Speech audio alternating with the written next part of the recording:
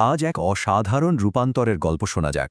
এমন একটা গল্প যে আমাদের দেখাবে কিভাবে প্রচণ্ড চাপ একটা সাধারণ জিনিসকেও একদম সাধারণ জিনিসকেও করে তুলতে পারে মহামূল্যবান। চলুন শুরু করি। আমাদের এই গল্পের একেবারে কেন্দ্রে আছে দুটো জিনিস, দুটো একদমই আলাদা জিনিস।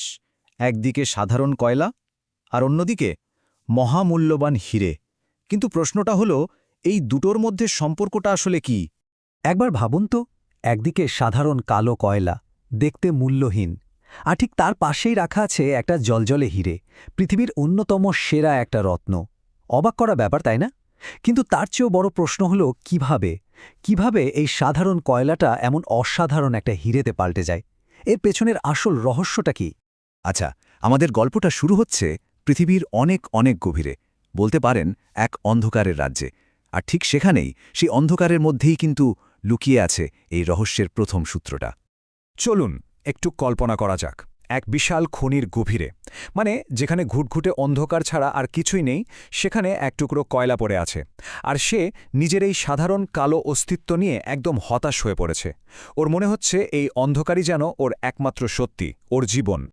তো একদিনও খুব দুঃখ করে তার পাশে পড়ে থাকা এক নুড়ি পাথরকে বলল, কি অদ্ভুত আমাদের জীবনটা, তাই না? শুধু এই অন্ধকারের মধ্যেই পড়ে আছি। আমাদের না আছে কোনো দাম, না আছে কোনো উজ্জ্বলতা। ওর মনে হচ্ছিল এই অন্ধকারেই বুঝি ওর জীবনটা শেষ। আর ঠিক তখনই সেই নুড়ি পাথরটা এমন একটা কথা বলে বসল, যা ওই কয়লার পুরো ভাবনাটাকেই যেন এক ঝটকায় নাড়িয়ে দিল। ভাবা যায়, ওই একটা বাক্য যেন ওই ঘুটঘুটে অন্ধকারের মধ্যে হঠাৎ করে এক ঝলক আলো নিয়ে এলো। নুড়ি পাথরের ওই কথাটাই কিন্তু আমাদের নিয়ে যাচ্ছে এই রূপান্তরের একেবারে মূল কেন্দ্রে।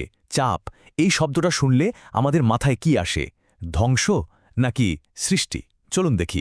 নুড়ি পাথরটা তখন বোঝালো যে চাপ আসলে ধ্বংস করার জন্য আসে না, বরং চাপ আসে নতুন কিছু সৃষ্টি করার জন্য। এটাই তো সেই শক্তি যা সাধারণ একটা জিনিসকে করে তোলে অসাধারণ। আর আসল কথাটা হলো যে যত বেশি চাপ আর তাপ সহ্য করতে পারে, তার এই বদলে যাওয়াটাও ততটাই চমৎকার হয়। তাহলে পুরো প্রক্রিয়াটা ঠিক কেমন? আচ্ছা, প্রথমে আসে একটা কঠিন পরিস্থিতি, তারপর সেই পরিস্থিতি তৈরি করে প্রচণ্ড চাপ আর তাপ।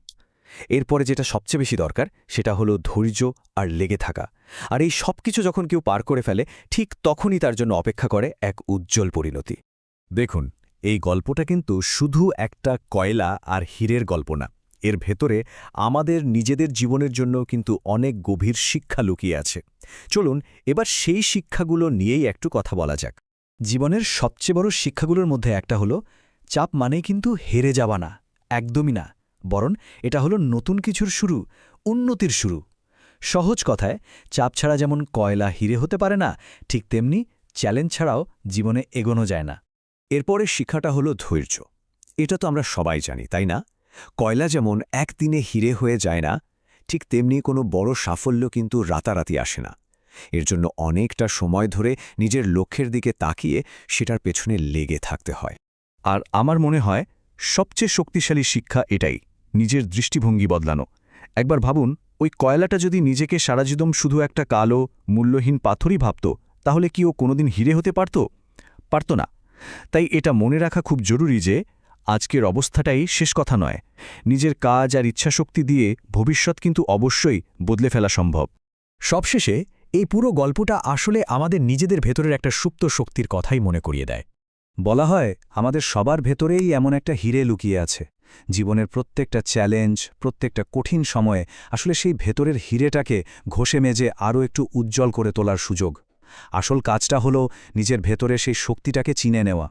তাহলে শেষ প্রশ্নটা এটাই, ভেতরে সেই হিরেটা কি এবার পৃথিবীর সামনে ঝলমল করার জন্য তৈরি? এই উত্তরটা বোধহয় আমাদের নিজেদেরই খুঁজে বের করতে হবে।